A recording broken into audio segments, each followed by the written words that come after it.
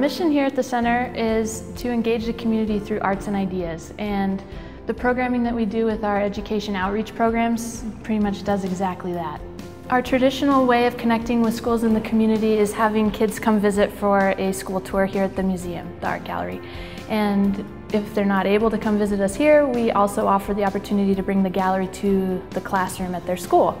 And what's really exciting is we've just launched a new program. This was a pilot season for our new education program, which is an enrichment project that I'm personally really excited about because it allows us to collaborate one-on-one with teachers in their classrooms, and these aren't art classrooms. Based on these wonderful relationships that we already have with the teachers and the schools in our community, we're able to work one-on-one in these classrooms. So whether it's a history class, a math class, the teacher invites us in and it's pure collaboration. We bring the art project, the teacher brings the curriculum, and then the kids bring the creativity and the willingness to participate.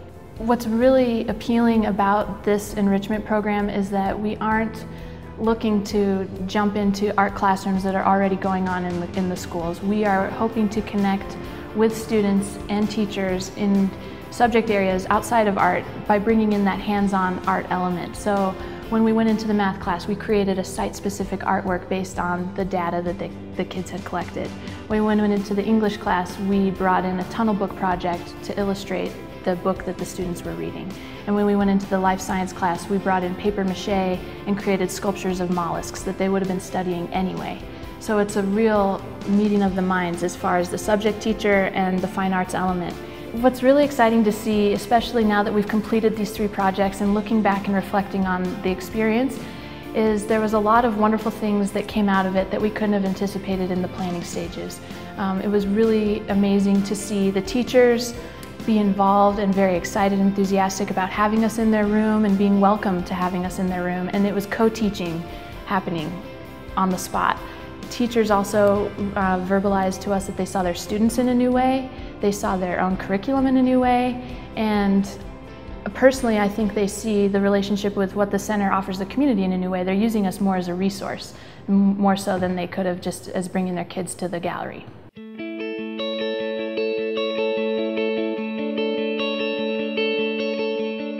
Hi, my name's Jennifer Rierden. I'm a 6th grade teacher at Wood River Middle School, and I teach language arts and language arts enrichment. I'm Janene Alleman. I teach life science here at Wood River Middle School, 7th grade. I was fortunate enough to talk to one of my former colleagues who I worked with, and she has close ties to the Sun Valley Center for the Arts. When I found out that the Sun Valley Center for the Arts was willing to come in and work with the classes, that we didn't have to figure out how to get the students out on another field trip or something, it really sparked my interest. One of my former students, Janene Alleman, contacted me via email and asked if I would be interested in doing an art project with Sun Valley Center for the Arts. My name is Janene Alleman and I am the education assistant at the Sun Valley Center for the Arts.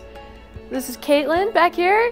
She's the director of education and she is making paste because we are in between periods. It's lunch here at the middle school and we have to stockpile our supplies before we get bombarded again.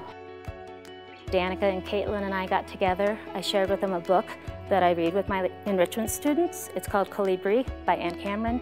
And together we were able to come up with a beautiful tunnel book project incorporating color and symbolism, and the 6th graders just blew it out of the water. They have beautiful projects. I emailed her back and we emailed back and forth a couple of times to kind of narrow it in and see what it was that we were interested in doing. And then we set up a meeting and she and Caitlin came and talked to me, and we had several different options of things that we wanted to do, and we finally decided on the creature in a box. They asked a little bit about what we were studying, and then for me it was pretty easy because I just had to talk about the things that we were going to be making the project with and introduce the kids to animals and mollusks and invertebrates and things like that. And then Danica and Caitlin came in with all of the supplies, everything that we needed. On my end, I kind of brainstorm some projects, then I run those by Caitlin and we kind of think, oh, what's doable, what's not. Then we come in and sit with her face to face and go over the options, almost like a menu, so she can see the image and choose what will work. The students are able to really stretch themselves and gain new perspective about what it means to put themselves in a totally different character's shoes and point of view.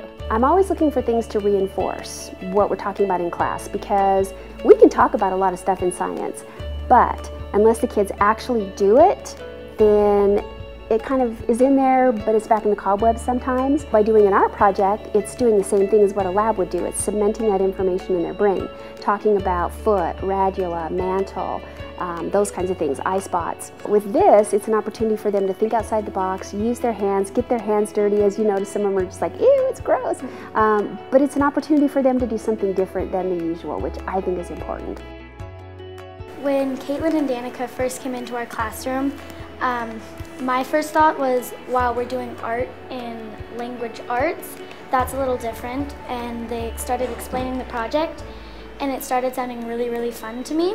And I got excited. I started thinking of a bunch of ideas. Mrs. Rierden showed me that we were doing this project. I got really excited because I love art, and I think it's really fun.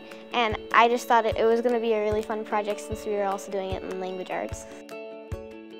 I think it's really important that we get to be in these classes because you can hear it when the kids are working that they're having fun. Did you like working with the paper mache piece? Yeah. It's kind of gross and fun and cool. And messy. But we thought that that would be a good fit, and it's that way of working with your hands and actually doing something and retaining that information at the same time. I really hope that other teachers in the community catch on and that hopefully this becomes the norm. Across the nation even. I mean, it should be happening. Hands-on learning is really important. Thank you, Caitlin and Danica and Sun Valley Center for the Arts.